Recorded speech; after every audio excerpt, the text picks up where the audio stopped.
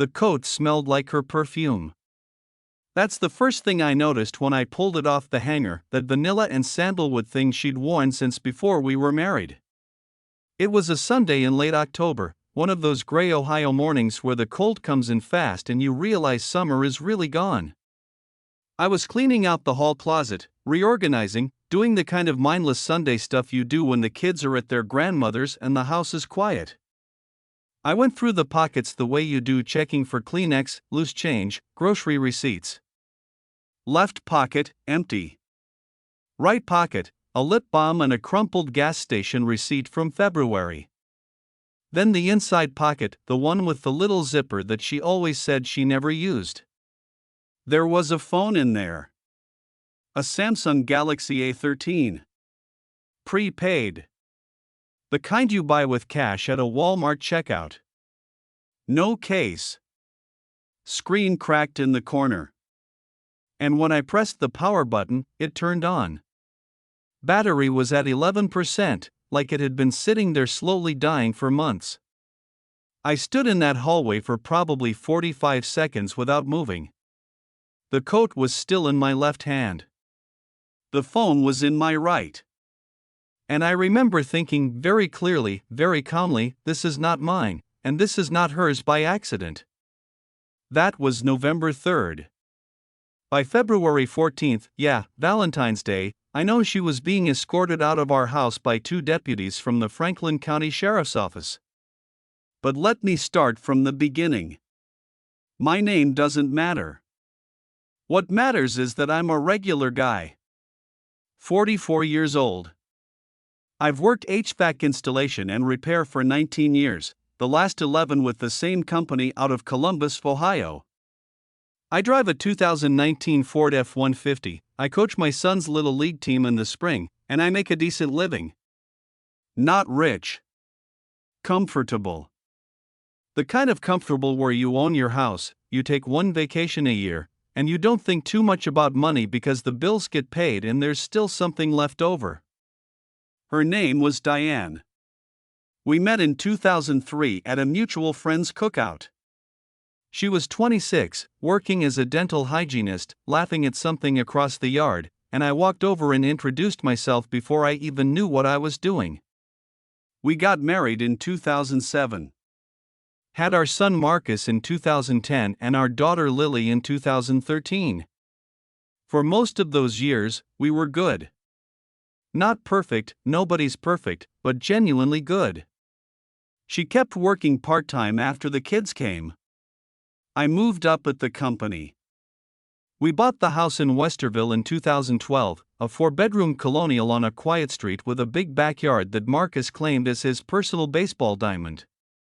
We had a life. A real one. The first signs I explained away were small. Stupid small. She started keeping her phone face down on the kitchen counter. I noticed it sometime in the spring, April or May, but I told myself she was just tired of notifications. She started going to the gym more. 3-4 times a week. I was proud of her. She seemed happier, more energetic. I thought it was the exercise.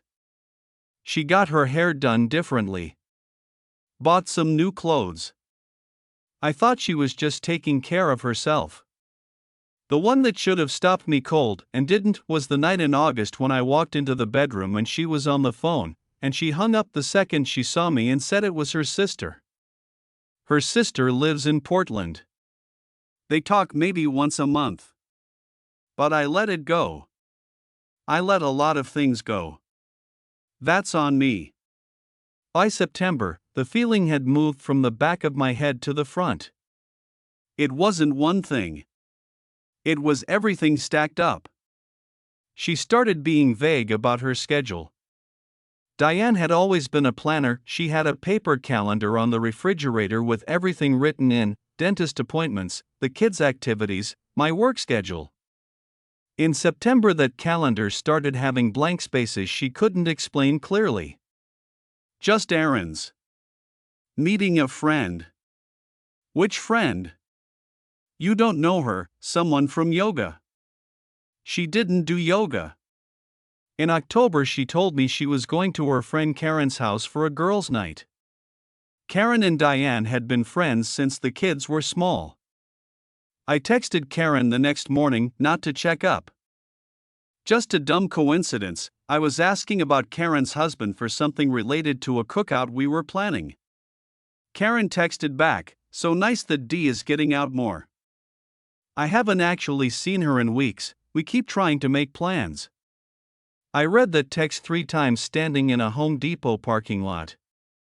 I didn't confront Diane. Something in me said, don't tip her off. You need to know what you're actually dealing with before you open your mouth. That instinct, as it turned out, was the best decision I made in this whole situation.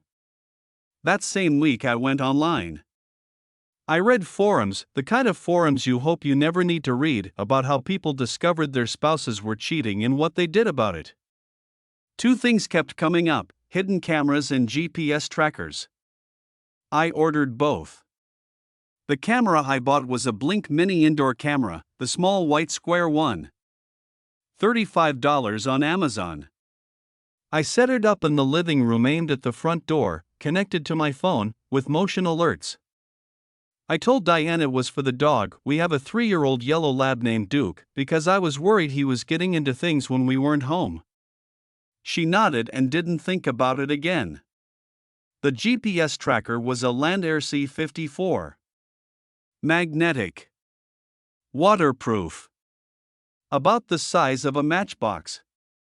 I put it on the undercarriage of her Nissan Rogue, up behind the rear driver's side wheel well, on a Friday afternoon while she was at a hair appointment with Lily. I'd watched 3 YouTube videos on placement. It attached with a magnet and I could track it in real time on an app on my phone. I felt sick doing it. I want to be clear about that. I felt physically ill crouching next to her car in my own driveway, putting a tracker on my wife's vehicle. But I also felt like I needed the truth. Whatever the truth was. It took 6 days. The GPS app on my phone sent me a notification when the car moved. I had alerts set for any movement between 8 a.m. and 8 p.m. on weekdays when the kids were in school. I was at a job site in Dublin. We were doing a commercial HVAC retrofit on a medical building when my phone buzzed at 11:47 a.m. on a Tuesday. Diane's car was moving. She hadn't mentioned going anywhere. I watched the blue dot on the map from the cab of my work van during my lunch break. She drove 20 minutes north, off 270, and stopped at an address on Worthington-Galena Road. I pulled up the satellite view. It was a Hampton Inn. She was at that Hampton Inn for 2 hours and 19 minutes. Then she drove to a Kroger for 31 minutes, I assumed to make it look like she'd been grocery shopping, and came home. I watched this happen and I didn't say a word that night. The second Tuesday it happened again. 11:52 a.m., same route. Same Hampton Inn. 2 hours and 4 minutes this time. Then she stopped at a different Kroger on the way back. I had the GPS log saved with timestamps. I checked the Blink camera footage from the living room. The front door motion alerts told me she was coming and going on Tuesdays, but also sometimes on Thursday afternoons. When she told me she was at the dentist office doing paperwork, she'd cut back to part-time but still went in occasionally. I now had a pattern. I called a private investigator. I found her through a referral on one of those forums, a woman named Sandra who operated out of a one-person office in Gahanna. I met her for coffee, showed her the GPS logs, told her the pattern. She quoted me $600 for surveillance on one day. I said fine. The following Tuesday, Sandra was parked in the Hampton Inn lot before 11 a.m. She had a long lens camera. When Diane arrived at 12:08 p.m. and walked across the parking lot with a man, Sandra got everything. The man's face. His car, a silver 2021 Audi A4. His license plate. The two of them walking in together. Diane laughing at something he said. his hand on the small of her back. Sandra texted me the photos at 2:15 p.m. I was on a rooftop in Hilliard installing ductwork. I sat down on a metal HVAC unit and looked at the photos for a long time. The man was, I'd find out later, named Craig Bellows. 41 years old. He worked in commercial real estate. He had a wife. 2 kids of his own. But here's what Sandra also found, because she's thorough and I was paying her to be thorough. She ran the plate. She checked public records. And she found something that changed this from a painful divorce situation into something significantly more serious. Craig Bellows had a prior conviction, a 2019 felony fraud charge in Delaware County that had been pled down to a misdemeanor. He'd been involved in a scheme involving fake invoices and skimming from a real estate development company. He'd paid restitution and done probation. And Diane, my wife, worked in a dental office that had recently started a significant renovation project. I filed that information away and kept watching. This is the part I've replayed in my head 100 times.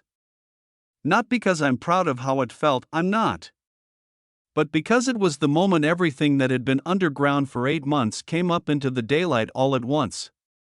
It was a Saturday morning, early November, 3 days after I found the burner phone in the coat pocket. I had spent those 3 days going through that phone very carefully. The battery had been low when I found it, and my first instinct was to plug it into a charger, but I stopped myself. I read online that you should document everything before you do anything that changes the device state. So first I took photos of the phone. Then I charged it just enough to screenshot every conversation, every contact, every call log, before she had any chance to know I'd found it. What was on that phone? Texts going back 14 months. Craig was saved under the name Carol, a woman's name, to explain away any notification that might flash on the screen. The texts were explicit. Not just emotionally, I mean legally problematic. Because mixed in with everything else were dozens of messages about money. Did you move the other 8? Yeah, it's in the new account. Nobody checks that one. How much is left in the business account? About 22 after the transfer. We need to be careful with the next invoice. There were references to the dentist account, to Dr. Harmon's renovation, to invoices from a company called Bellows & Associates Property Solutions, which was, I confirmed online in about 4 minutes, a shell company Craig had registered 6 months ago with no actual employees and no physical office. My wife was helping him run the same scheme he'd been caught doing before. Using her access to the dental practice's accounts, she was apparently approving fake invoices from his company for renovation work that either didn't happen or was massively inflated. The money went into an account I didn't know about. I called Sandra. I called a divorce attorney named Richard Park who I'd already consulted quietly 2 weeks earlier. And this part was Richard's idea, and it was the right call. I called the Franklin County Prosecutor's Office Financial Crimes tip line and spoke to a detective named Morales for about 40 minutes. Detective Morales told me not to confront my wife. Not to let her know I had the phone. He asked me to bring in the device and the screenshots the following Monday. I agreed. But Saturday morning, before any of that could happen, Diane made a mistake. She was looking for that coat. I heard her in the hallway at 8:15 a.m., moving hangers around. I was in the kitchen with my coffee. The kids were at my mother's for the weekend. I heard her say, quietly, "Where is it?" Then louder, "Opening boxes on the closet shelf." Then she came into the kitchen and her face was different. Controlled, but different.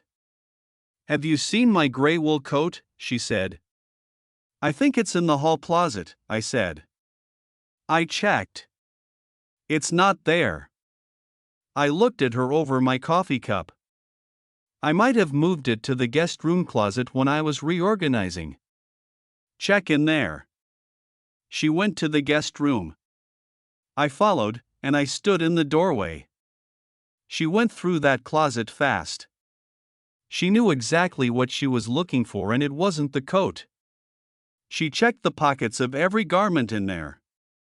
Then she turned around and I was standing in the doorway and I had my phone out. I had it recording. "Looking for something?" I said. Her face did something I'll never forget. It went through about 5 different expressions in 2 seconds. "Just the coat," she said. "The coat's still in the hall closet," I said. "I never moved it." Silence. I found the phone, Diane. She sat down on the edge of the guest bed. Just sat down like her legs stopped working. She didn't say anything for a long time. Then, "Where is it?" "Safe," I said. "I've already made copies of everything on it. Every text. Every transfer amount. Every conversation about Dr. Harmon's renovation account." The color left her face. "I've already talked to a detective," I said. "His name is Morales. Financial crimes. He's expecting me Monday morning." "You don't understand what you're doing," she said. Her voice had changed. Harder. "You don't know what's involved." "I know exactly what's involved," I said. "I've been watching for 2 months." She reached for her personal phone, the real one, and I think she was going to call Craig. I said, "Don't. Whatever you're about to do, don't. Because at this point you can still cooperate with the investigation and that matters. If you warn him, that changes everything." She put the phone down. I left the room. I went to the kitchen. I sat at the table and I was shaking, not from fear, from the release of 2 months of holding everything inside. Duke came and put his head on my knee and I sat there with my hand on his head until I stopped shaking. 40 minutes later, Diane's sister arrived. I don't know who called who, and Diane left with a bag. She didn't say goodbye. The door just closed. Detective Morales was a quiet, methodical guy. Mid-50s, red glasses, the kind of detective who makes you feel like he's heard everything and is still paying attention. I sat across from him Monday morning with a folder, printed screenshots, the GPS logs from Sandra's tracking data, Sandra's own report and photos, and the burner phone in a Ziploc bag. He went through everything without a lot of expression. When he got to the financial texts, he read them twice, slowly. "How long did you say your wife worked at this dental practice?" he asked. 7 years, I said. "Part-time the last 3. He nodded and wrote something down. What came out over the following weeks, as the investigation expanded, was worse than I'd thought. The scheme had been running for 11 months.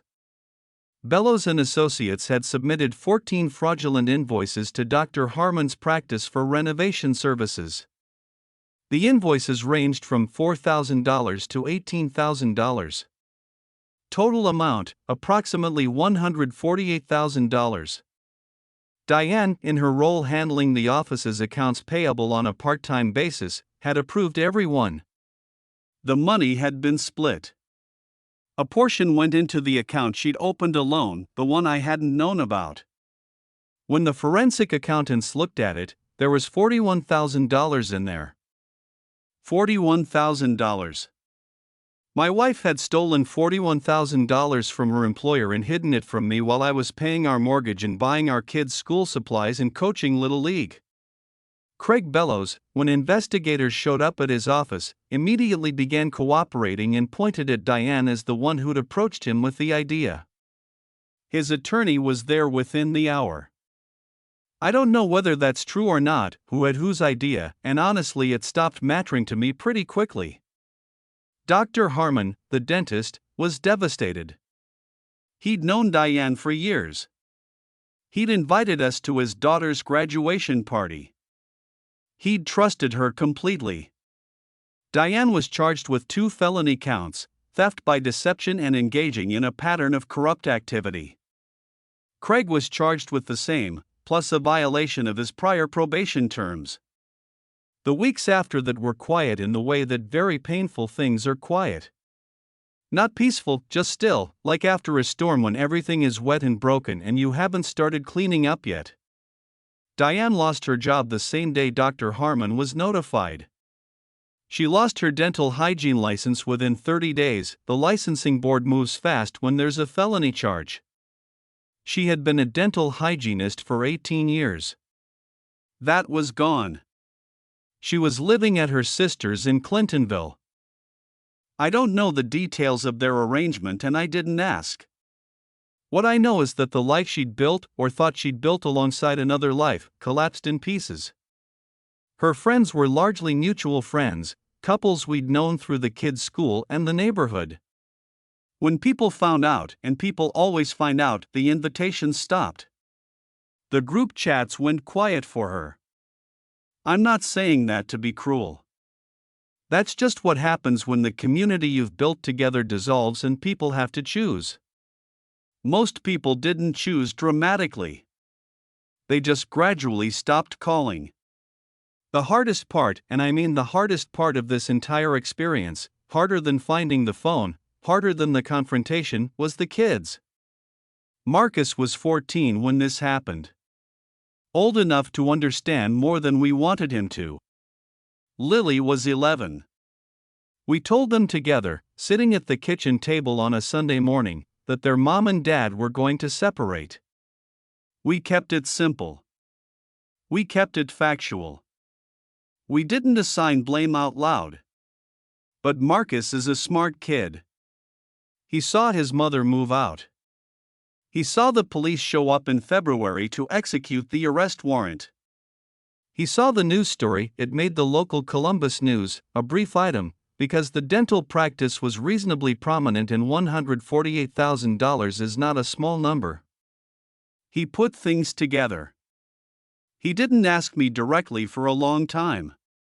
Then one night about a month after the arrest, sitting at dinner, just the two of us, Lily was at a friend's, he said, "Dad, did Mom steal money?" I looked at my son across the table. 14 years old. Baseball player. Kid who still sometimes fell asleep watching movies with his head on my shoulder. "There's a legal process happening," I said. "And I don't want to say things that aren't fair before that process finishes. But I'm not going to lie to you. There are serious accusations, yes." He nodded. He ate his dinner. He didn't ask again. That moment cost me more than anything else. The divorce was finalized in late April, about 6 months after I found the phone in the coat. Richard Park had been right about the financial crimes charges changing the divorce calculus significantly. The $41,000 in the hidden account was considered marital asset concealment. Combined with the criminal charges, Diane's negotiating position was not strong. The settlement gave me the house, primary custody of Marcus and Lily, and a very clean financial separation.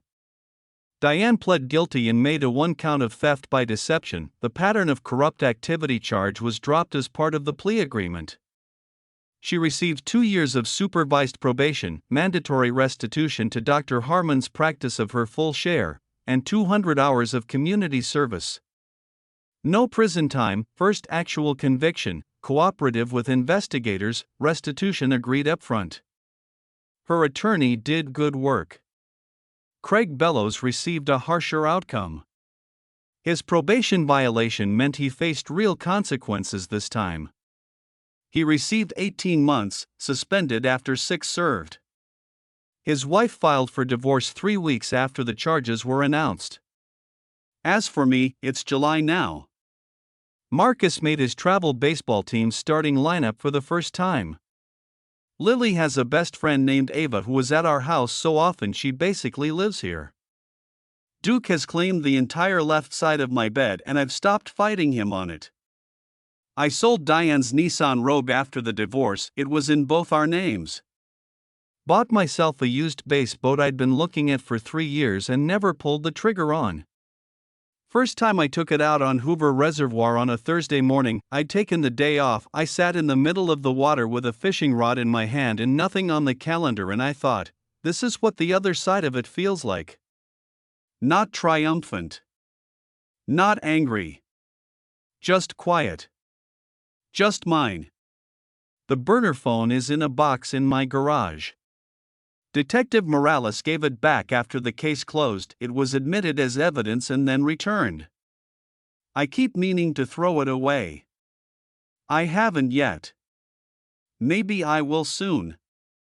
Maybe I'll take it out on the boat and drop it in the reservoir and watch it sink. That feels about right.